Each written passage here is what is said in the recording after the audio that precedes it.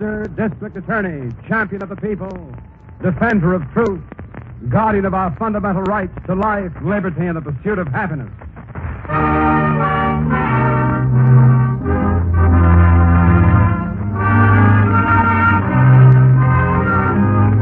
And it shall be my duty as District Attorney not only to prosecute to the limit of the law all persons accused of crimes perpetrated within this county, but to defend with equal vigor the rights and privileges of all its citizens.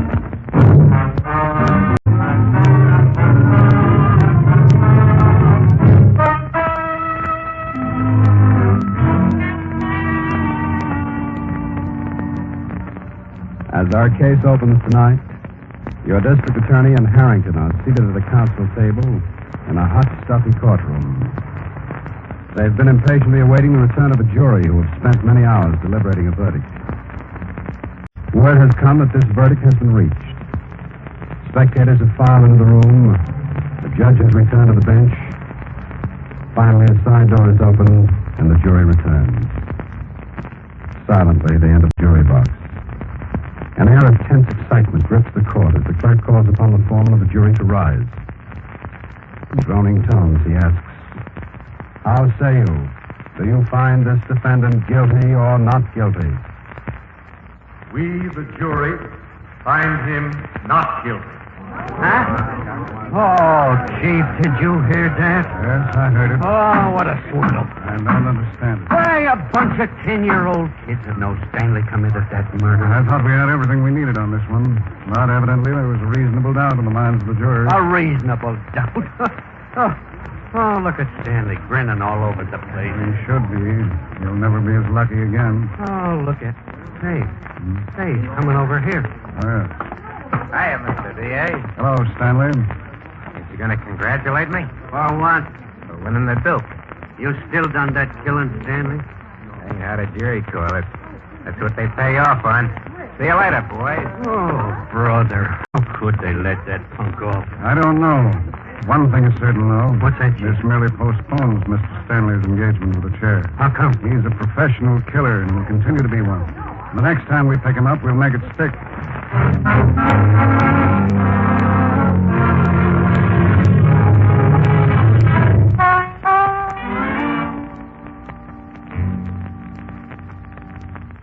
Oh, Chief. Yes, Harrington. Did you see the morning papers? You mean the account of the trial? Yeah, they certainly blasted that verdict yesterday. Yes, I know. They took particular pains, though, to point out that it wasn't your fault. Well, unfortunately, that isn't much consolation. No. Excuse me, Chief. Yes, Miss Miller?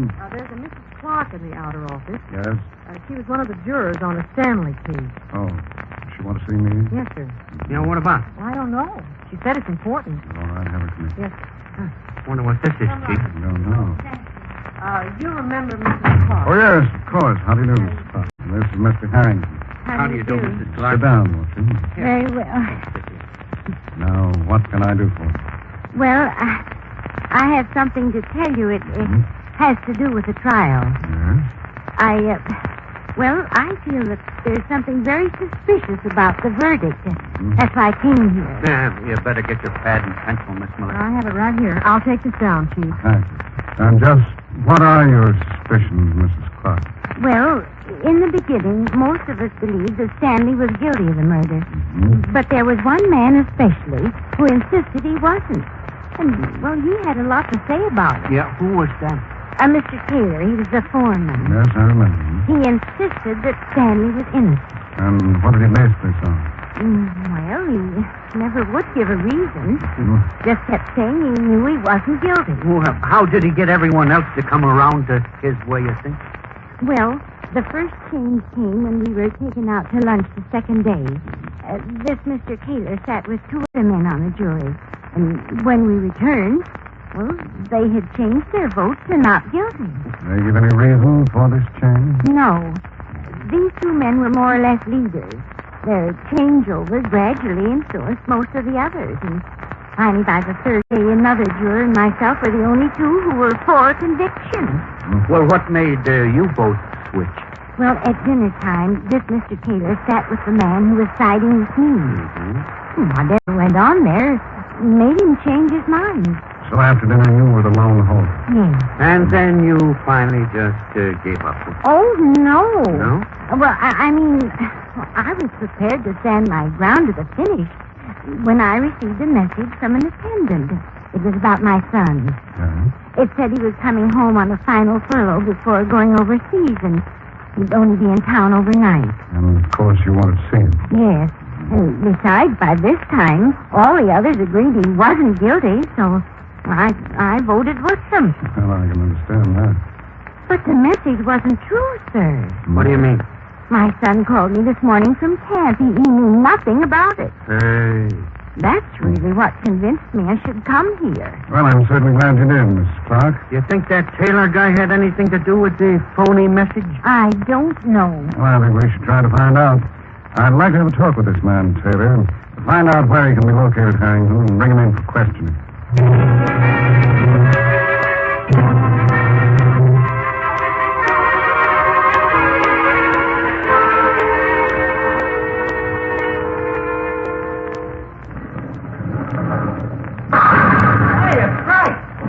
Hiya, Mr. Butler. Well, hello, Stanley. Wonder what happened to you. I kind of did a little celebrating last night. Yeah, I sort of figured you were. Come back to the office. Okay. You hungover? Yeah, a little bit. I have to fix that. Well, Go ahead. thanks. No, kid. Okay. What'd it be? Got you right. Oh, shot her right, too good. All right. I want to thank you, Mr. Butler, What? for the fix. Verdict? Yeah. Well, you killed a guy for me. The least I could do was rig a jury for you. Yeah. Drink up. Thanks. That should ease the pain. How did you ever do it? What? Swing them jury guys. The way that DA piled up points on me, I figured I was cold. Told you I'd take care of things, didn't I? Sure, but even the mouthpiece said I didn't have a chance. You just didn't know the score, that's all. What was it then? I owned the foreman. Little fat guy? Yeah. How come? Well, he was in a pocket. He'd a dough. I just took care of him. What about the others? Well, he was a kind of a smart maneuver, then. How do you mean? Most people, somewhere in the past, have got something they'd rather not have brought up again. Yeah. So I had a checkmate on the jury and dug up enough on 3 of them to turn a little heat on. How did you get to them? Well, it seems that there's a waiter in the joint the jury ate in who happened to be a friend of mine. Guy I'd kind of done favors for. Oh. I sent a note to him with the foreman giving him a rundown on these 3 guys on the jury, so he went to work on it. You really operate, Mr. Butler. That's my business. Anything can be fixed, kid. You just gotta know how, that's all. Right in here, Mr. Taylor. All right, all right. Chief, you remember this Oh, fellow? yes, of course. Hello, Mr. Taylor. How do you do? He wasn't too happy about coming over here, Chief. Naturally. I've neglected my business enough serving on that jury. But I'm sorry, but it's quite important. Sit, please. Very well. Harrington, did you explain to Mr. Taylor why I wanted to see him? No, Chief, I thought you could do that better than me. All right. Just what is this all about? It has to do with the verdict reached by you and your fellow jurors yesterday. Yes? We have a report from a woman named Clark. She served with you. What about? She seemed convinced that several of the jurors were pressured into changing their views on the case. Well, that's ridiculous. Why, that woman... And Mr. Taylor, why don't you wait till you hear the whole thing? Very well. Go ahead. She also believed that you were the one who exerted this pressure. Why, this is fantastic. She named 3 specific jurors who were influenced. We're trying to contact these men now to substantiate her story. Well, I must tell you right now, sir, this is the most libelous thing I have ever encountered. You deny the charge. Completely. Look, Mr. Taylor. Just a minute. Yes, sir. I think I see behind this whole thing now. What do you mean? Wouldn't it be possible that having lost the case, you are now looking for some excuse to justify it? Oh, hardly. Well, it certainly appears that way. Now, just a minute. Now, wait, Harrington. Here. I called you in here, Mr. Taylor, to acquaint you with the charge that's been made. Frankly, I intend to investigate it thoroughly. So I advise you to remain available for further questioning.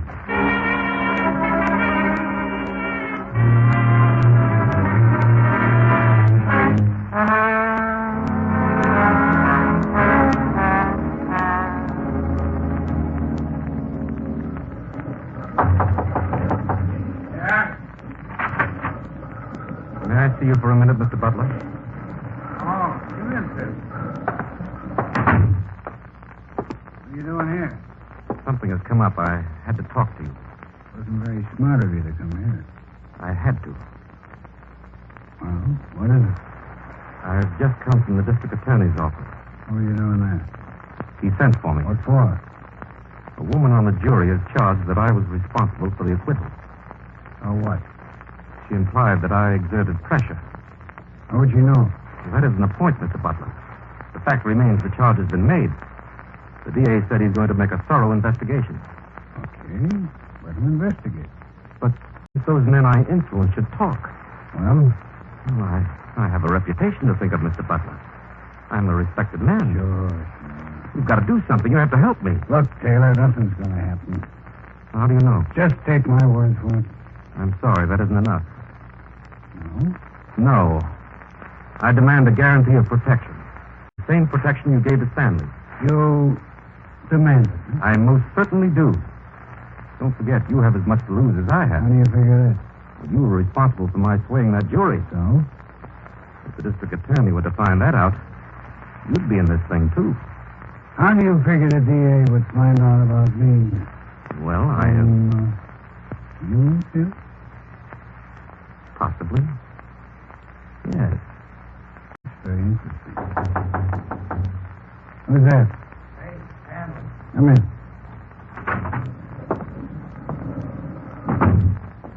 You got company. Ah. Remember? DA smelled the effects. I've just come from his office. Wait, I won't take care of him. Why? I don't know. He says if he falls, I fall, too. Well, I didn't exactly say that. That could mean a new trial, kid.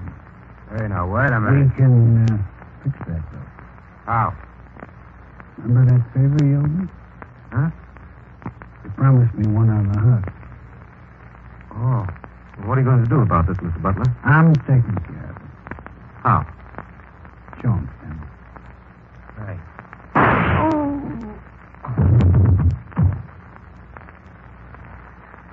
Hey, it's good to be working again.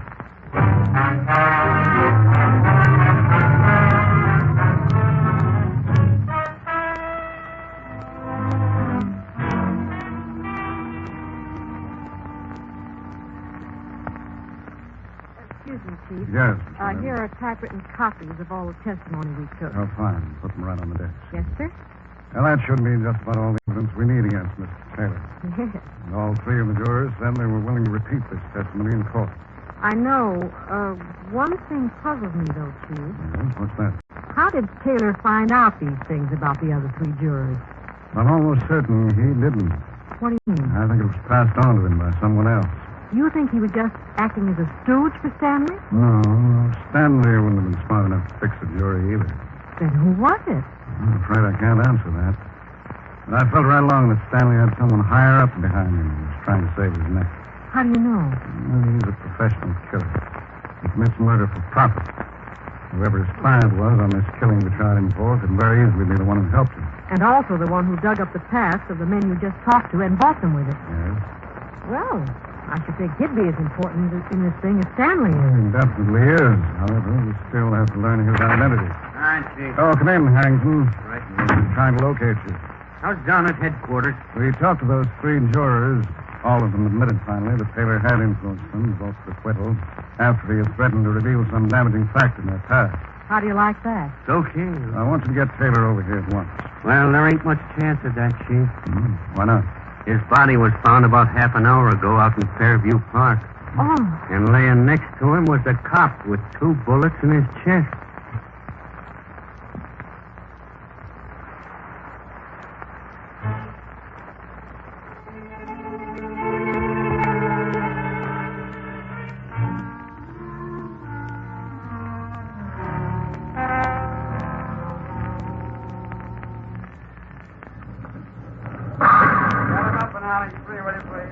Oh, Mr. Butler, Hi. I've been waiting here most of the morning for you. Why? I run into a little screw-up. What do you mean? Can I talk to you? Sure. I took Taylor's body out to dump it last night, just like we planned. Yeah? I bring him to Fairview Park. Uh-huh. Park the car, come out. Just as I'm planning him, there turns up a cop. Oh, Fine. Throws one of them what's going on here routines at me. Yeah? While he's in the middle of it, I put 2 slugs in him. That wasn't very smart. What else could I do? Kind of stiff with me, remember? Shooting cops is bad business, Stanley. What'd you do with Taylor's body? Dumped it beside the car. Are you kidding? No. Oh, that's great. What do you mean? Why don't you put a label on it? I don't get it. The DA is going to mildly suspect that you killed Taylor anyway. Just figured he'd never get any proof, that's all.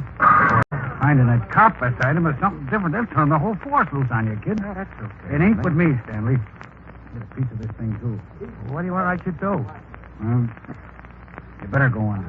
Oh, now look. The only thing to do will be heat off anyway. I was just starting to operate. You do like I say. You go under and fast.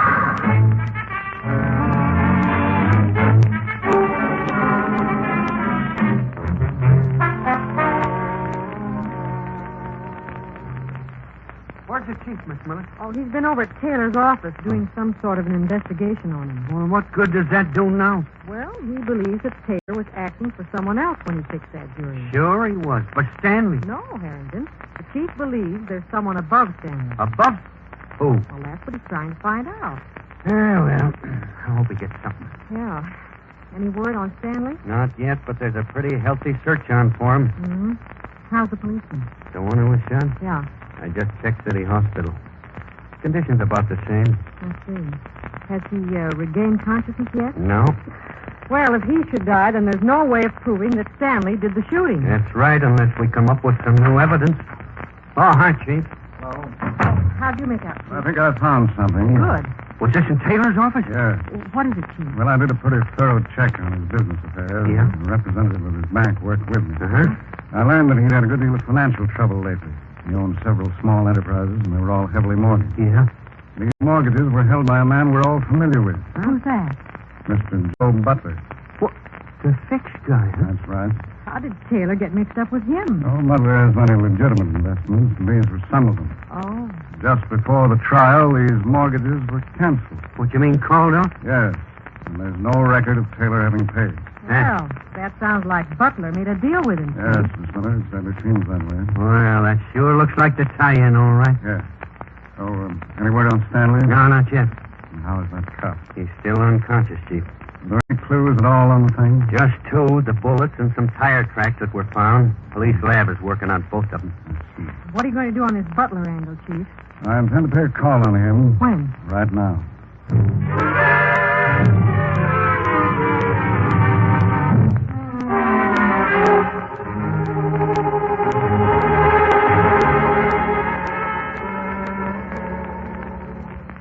Sit down, Mr. Deary. Thank you. Ah, this is a real surprise. Really? Yeah. What's in your mind? Murder. Well, it's okay for openers. Got anybody in mind? This murder has already been committed. Oh? The body of a man named Taylor was found this morning out in Fairview Park. Who was it? I believe he was a business acquaintance of yours. Taylor? Yes. You held several mortgages on some of his enterprises. Oh, sure. Yeah, I remember the guy. I'm sorry to hear about that. How did it happen? We believe a man named Stanley was responsible. Now, there's one I don't know. Well, I think you do. Another business acquaintance? Could be. Stanley is a professional killer. Taylor served on a jury that just acquitted him of murder. Why should he want to kill somebody who acquitted him? Well, Taylor was bribed to swing that acquittal. Oh. It's my belief the bribing was done by you. Very funny. I didn't intend it to be. You know, you legal guys kill me. How's that? Everything with you is deduction. Now, this is more than straight deduction. Any proof? I will have. How? Whoever got rid of Taylor's body ran into a policeman in the park. Yeah? He shot the policeman. No kidding. But fortunately for us, he didn't die. The cop? That's right. Well, that is a break. He's in City Hospital right now. Still unconscious. Uh-huh. When he comes around, he should have an interesting story to tell. Yeah. I'd like to hear it. You will. Army. Oh? Yeah.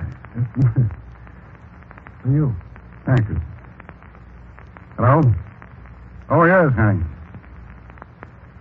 What's that? I see. Yes, fine. I'm glad you called. Right. Goodbye. And that was another report on the officer who was shot. The doctors believe he'll be well enough to talk tomorrow. Good. I'll get in touch with you again after I've heard his report. I'll be waiting to hear from you.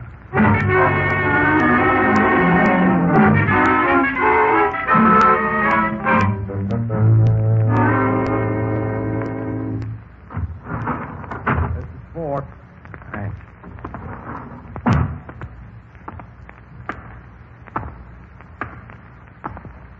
Calling Dr. Cancelino. Calling Dr. Cancelino. Dr. Cancelino. Report to emergency.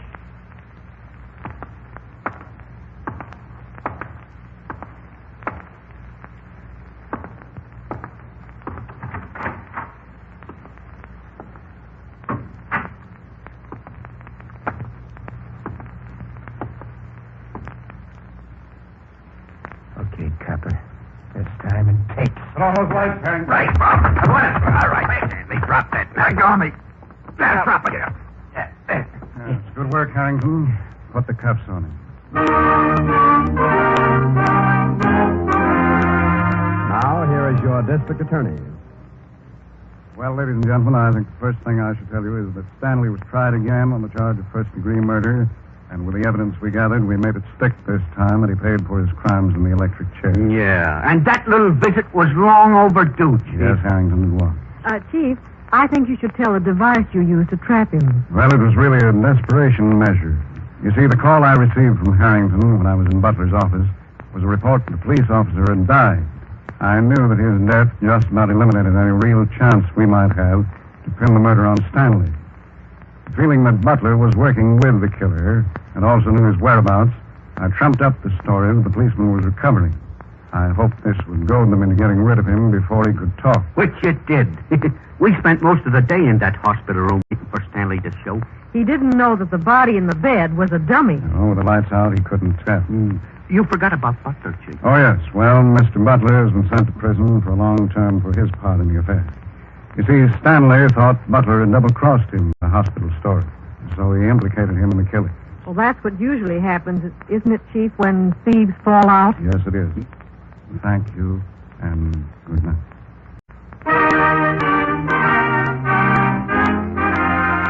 The names of all characters in tonight's dramatization are fictitious, and any resemblance to names of living persons or actual places is purely coincidental. Our stars were Jay Jostin in the title role, Len Doyle as Harrington, and Vicky Vola as Miss Miller. The music was under the direction of Peter Van